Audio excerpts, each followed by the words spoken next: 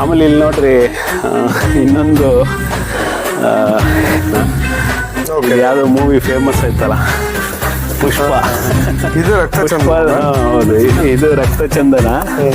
ಪುಷ್ಪ ಮೂವಿಯಲ್ಲಿ ಅದೇನಕ್ಕೆ famous ಆಯ್ತೋ ಗೊತ್ತಿಲ್ಲ, ಕಡ್ದು ಮಾರೋಂಥ ಚಿತ್ರ famous ಆಯಿತು. ಬಟ್ ಇಲ್ಲಿ ಅಪ್ಪುಗೋಸ್ಕರ ಮಾಡಿರೋ ಈ ಪುನೀತ್ ರಾಜ್ಕುಮಾರ್ ಗಂಧದ ಗುಡಿಯಲ್ಲಿ ರಕ್ತಚಂದನ ಇದೆ, ಶ್ರೀಗಂಧ ಇದೆ.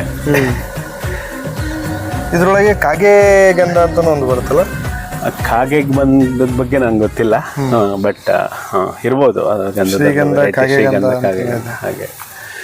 ಸೊ ಇದು ಆ ಥರ ಮಾಡಿದೆ. ಇನ್ನೂ ಒಂದು ಏನಪ್ಪ ಅಂದರೆ, ನಮ್ಮ ಒಬ್ಬರು ಫಾರೆಸ್ಟ್ ಆಫೀಸರ್ ಏನು ಹೇಳಿದ್ರು, ಇದಕ್ಕೆ ಹೆಂಗೋ ಹೋಸ್ಟ್ ಪ್ಲಾಂಟ್ಸ್ ಬೇಕಾಗತ್ತೆ ಗಂಧಕ್ಕೆ. ಹೌದು.